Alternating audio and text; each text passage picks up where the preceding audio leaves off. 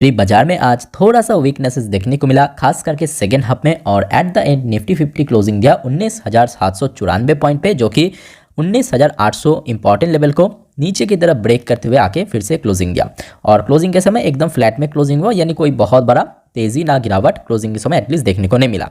और इस बात का अलर्ट भी मैं आपको कल रात की 10:30 वाली वीडियो में मेंशन किया था। याद करके देखिए क्या कहा था कि आज आरबीआई के साथ बाकी जो बैंक्स एंड एनबीएफसीज है उनका एक बोर्ड ऑफ डायरेक्टर का मीटिंग होने जा रहा है। और उस मीटिंग का आउटकम जैसे ही निकलेगा एकदम से इंपैक्ट आपको मार्केट में देखने को मिलेगा। बैंक निफ्टी के अंदर भी, एनबीएफसी सेक्टर के अंदर भी, खास करके निफ्टी 50 में जरूर देखने को मिलेगा। तो उस टाइम पे हमने देखा था, मैं आपको एक बार दिखा देता हूँ। बैंक निफ्टी में देखिए यहाँ पे तो कोई बहुत गिरावट देखने को नहीं मिला। इवन जब ये आउटकम निकला था उस समय के लिए मतलब कुछ बस मिनटों के लिए बस थोड़ा नीचे आया था, उसके बाद एकदम से रिकवरी कर गया था, क्योंकि आउटकम जो था वो दोस्तों बैंक्स के फेवर में था, बट एनबीएफसी के फेवर में नहीं था। जिस वजह से मैं आपको दिखाता हूँ कि खास करके जो बड़े एनबीएफसी है, जैसे कि आप देख सकते हो बजाज फाइनेंस में सुबह से ही थोड़ा बहुत कमजोरी था, खास करके 1 या 1:30 बजे के आसपास से एकदम से गिरावट, और क्लोजिंग दिया 0.55% गिरावट के साथ। सेम चीज़ अगर आप देखोगे बजाज फिनसर्व, यहाँ पे भी सेम चीज़ 0.55% गिरावट में क्लोजिंग दिया। ये तो चलो बड़े एनबीएफसी हो गया।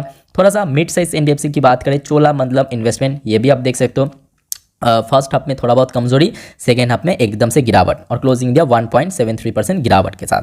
सेम चीज़ अगर आप देखोगे छोटे एनबीएफसी, ठीक है, मैं आपको दिखा रहा हूँ एकदम लार्ज बड़े एनबीएफसी, मिड साइज एनबीएफसी और छोटे एनबीएफसी की अगर हम बात करें तो देखिए फ्यूशन माइक्रो फाइनेंस छोटे एनबीएफसी है। यहाँ पे भी देखिए सेम चीज़ आपको देखने को मिलेगा। फर्स्ट हाफ में थोड़ा सा कमजोरी, सेकेंड हाफ में एकदम से गिरावट, और क्लोजिंग दिया 1.26% गिरावट के साथ।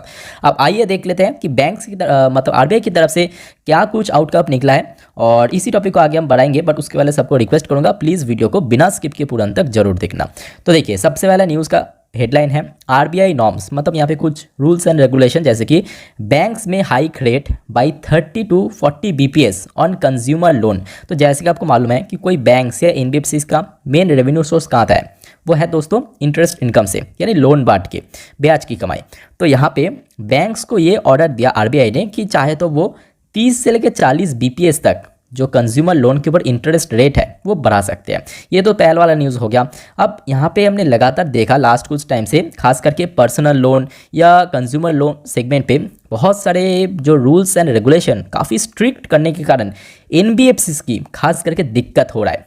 ठीक है, तो यहाँ पे आप देख सकते हो आरबीआई रिस्क नॉर्म्स में hit lending to small businesses से एनबीएफसी। तो जैसे आपको मालूम हर एक सेक्टर का एक एसोसिएशन होता है, ठीक है, तो यहाँ पे एनबीएफसी का जो एसोसिएशन है उनकी तरफ से आरबीआई को ये रिक्वेस्ट किया। मैं आपको एक बार थोड़ा पढ़ के सुनाता हूँ ताकि आपको अच्छे से मालूम पड़ जाए। ये देखिए, non banking finance company have written to RBI seeking lower risk weightage on bank loan to NBFCs that lend to small businesses and provided secured loan.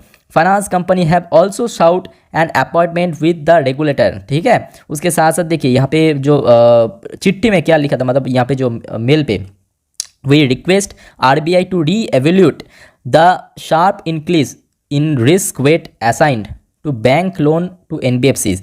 The measure inadvertently has the potential to sharp reduce the flow of credit MSME, self-employed and other sector which relay upon credit from NBFC. तो यहाँ पे actually क्या हमने देखा था कि RBI ने actually बहुत सारे ऐसे जो लोन, खास करके डिजिटल लोन, यहाँ पे मैं बात करना चाहूँगा। आज की डेट पे अगर आप देखोगे यूट्यूब चैनल को भी बार बार ऐड आता है या टीवी में भी बार बार ऐड आता है। जैसे कि एक दो एग्जांपल देता हूँ, मनी व्यू हो गया, ये सारे जो डिजिटल लोन प्रोवाइडर कंपनीज़ है, या बजाज फाइनेंस भी देते हैं अपनी डिजिटली।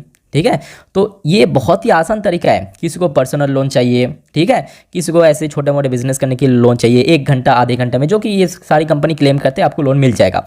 तो इसके थ्रू क्या हो रहा है, एक तो देखिए लोन के ऊपर जो रिस्क है वो बहुत ज़्यादा यहाँ पे बढ़ रहा है, क्योंकि लोग यहाँ पे मतलब जो डॉक्यूमेंटेशन है, ठीक है, वो बहुत आसान हो जाने के कारण बहुत जल्दी से लोन मिल रहा है। वो लोन कैसे वो चुकाएगा, ये सारी चीज़ फ्यूचर में फंसा सकता है। तो बेसिकली ये जो कंज्यूमर है, खास करके आज की डेट में यंगस्टर है, उनके ऊपर देखते हुए दोस्तों आरबीआई ने हमने देखा था ये जो नॉर्म्स था, यानी जो रूल्स एंड रेगुलेशन को काफ़ी स्ट्रिक्ट करने के कारण खास करके एनबीएफसी सेक्टर को सबसे ज़्यादा दिक्कत सामना करना पड़ा, जिस वजह से हमने देखा कि बैंक निफ्टी के अंदर कोई गिरावट नहीं था। जैसे कि आप देख सकते हो बीच में कुछ मिनटों के लिए ये डिसीजन आने के बाद, क्योंकि ऑब्वियसली यहाँ पे आरबीआई की तरफ से मेंशन किया कि 30 से 40 बीपीएस तक यहाँ पे बढ़ा सकते हो, ऑब्वियसली यहाँ पे फायदा मिलेगा बैंक्स को, ठीक है। बट ये बैंक्स के केस में एनबीएफसी को यहाँ पे मेंशन नहीं किया, पर उसके बाद बैंक्स में एकदम से रिकवरी हुआ और एट द एंड देखिए बैंक निफ्टी भी काफ़ी ऊपर आके क्लोजिंग दिया। But at the same time अगर आप देखोगे ये जो सारे बड़े एनबीएफसीज है, इसमें सेकेंड हाफ में जब ये आउटकम निकला एकदम से ड्रॉप देखने को मिला। ये हो गया दोस्तों इसके पीछे का मेन रीज़न। अब देखिए बाजार में करेक्शन होने के पीछे और एक रीज़न है, वो है आज बेसिकली आईटी स्टॉक्स के अंदर भी गिरावट हुआ था। जैसे कि बड़ी आईटी कंपनी टीसीएस हो गया, विप्रो हो गया, ये सारे आईटी कंपनी के अंदर भी गिरावट हुआ था। और ओवरऑल बात करें आज आईटी सेक्टर 0.97% ड्रॉप होकर क्लोजिंग था। अब आप पूछोगे ऐसे कैसे हो गया, तो देखिए कल रात में तो हमने देखा था यूएस मार्केट टोटली शट था, मतलब शटडाउन था, बंद था। पर आज सुबह सुबह डॉ जोन्स का जो फ्यूचर था उसमें तेजी जरूर था, जैसे कि आप देख सकते हो अभी भी तेजी है 0.26%। तो आज रात में दोस्तों इसका अपडेट दे दूंगा। और आप सभी को मैं रिक्वेस्ट करूंगा कि प्लीज़ 10:30 के वीडियो जरूर देखना और चैनल को सब्सक्राइब करके जरूर रखना। आज रात में ये सारे अपडेट मैं आपको दे दूंगा। But at the same time Nasdaq, जिसके ऊपर आपका tech sector IT sector listed है, समझ सकते हो ना, आईटी सेक्टर लिस्टेड है, वो पर्टिकुलर इंडेक्स मतलब नैस्डैक का जो फ्यूचर है उसमें दोस्तों सुबह से ही कमजोरी था। जैसे कि आप देख सकते हो अभी भी मार्जिनल थोड़ा नीचे है, बट स्टिल सुबह में आप देख सकते हो इस पोजीशन पे था, जिस वजह से हमने देखा था कि आईटी सेक्टर्स में थोड़ा गिरावट हुआ था। और दूसरी पॉइंट ये भी है कि यूएस की 10 साल की बॉन्ड डील आज थोड़ा सा हमें इंक्रीज होता हुआ नजर आया, मतलब थोड़ा सा स्पाइक किया, ज़्यादा नहीं, सिर्फ वैसे 1.19% के आसपास, ठीक है। तो ये सारे रीज़न की वजह से एक्चुअली यूएस मार्केट मतलब जो आईटी स्टॉक्स है इंडिया के, वहाँ पे हमें थोड़ा बहुत कमजोरी या गिरावट देखने को मिला। होपफुली दोस्तों आपको समझ आ गया कि क्यों आज मार्केट में थोड़ा बहुत वीकनेसेस था, खास करके एनबीएफसी सेक्टर के लिए, खास करके आईटी सेक्टर के लिए। एनबीएफसी सेक्टर के लिए क्यों मैं आपको बोल दिया, बैंक्स के अंदर क्यों तेजी देखने को मिला वो भी आपको क्लियर कर दिया, और आईटीज में क्यों हमें गिरावट देखने को मिला वो भी आपको क्लियर कर दिया। अब चलिए देख लेते हैं बाकी सेक्टर का क्या हाल है। ये देखिए आज अगर हम बात करें निफ्टी एफएमसीजी सेक्टर में थोड़ा बहुत कमजोरी के साथ क्लोजिंग था, तो मतलब कुछ सेक्टर में और भी कमजोरी था, जैसे कि एफएमसीजी सेक्टर में भी कमजोरी था। बैंक निफ्टी आज थोड़ा बहुत ऊपर की तरफ मूव दिया। अब देखिए बैंक निफ्टी अकेले बहुत कुछ नहीं कर सकते, बट हाँ उसके ऊपर वेटेज बहुत ज़्यादा है, ठीक है। तो जिस वजह से हमने देखा कि निफ्टी 50 जो है एटलीस्ट बहुत ज़्यादा गिरावट में क्लोजिंग नहीं दिया। एनर्जी सेक्टर में भी काफ़ी थोड़ा बहुत हमें गिरावट देखने को मिला। बाकी बात करें देखिए निफ्टी प्राइवेट बैंक सेक्टर में अच्छा खासा तेज़ी था। बाकी बात करें देखिए निफ्टी 100 में भी मार्जिनल क्लोजिंग हुआ, निफ्टी 50 में भी आज हमने देखा marginal closing. Financial service sector में थोड़ा सा इंक्रीज होकर क्लोजिंग दिया। उसके बाद देखिए निफ्टी ऑटो में ये देखिए एकदम मार्जिनल क्लोजिंग। तो ये सब बहुत सारे सेक्टर आज जो कि मार्जिनल क्लोजिंग के साथ क्लोजिंग देखने को मिला, ठीक है। अब चलिए हम बात करेंगे कुछ ऐसे कंपनी की शेयर जो कि आज अपना ऑल टाइम हाई टच किया। जी हाँ दोस्तों, हम सभी का पसंदीदा कंपनी, इस चैनल पे मैं बहुत बार सबको रिकमेंड भी किया था, एचएएल। इवन कल रात में भी मैं आपको मेंशन किया था, याद करके देखिए कि एक बहुत बड़ा डील एग्रीमेंट साइन हुआ आईएफ के साथ एचएएल का, ठीक है, सुखोई Su-30 MKI के ऊपर बेस करके। तो एचएएल का शेयर आज अपना ऑल टाइम हाई टच किया, यानी ब्रेकआउट दिया, और शेयर क्लोजिंग भी दिया 4.82% तेजी के साथ। तो दोस्तों नेक्स्ट वीडियो में हम एचएएल के ऊपर वीडियो लाएंगे, इवन पूरा डिफेंस सेक्टर के ऊपर वीडियो लाएंगे। तो नेक्स्ट वीडियो देखना मत भूलना, ठीक है, बहुत इंपॉर्टेंट होने जा रहा है खास करके शेयर होल्डर के लिए। नेक्स्ट है दोस्तों टीवीएस मोटर आर फिर से अपना पुराने हाई को ब्रेक किया, मतलब कल भी हाई टच किया था, फिर से आज एक न्यू हाई टच किया। नेक्स्ट इंपॉर्टेंट कंपनी दोस्तों वरुण बेवरेज लिमिटेड, ये आज हाई के आसपास जाके क्लोजिंग दिया।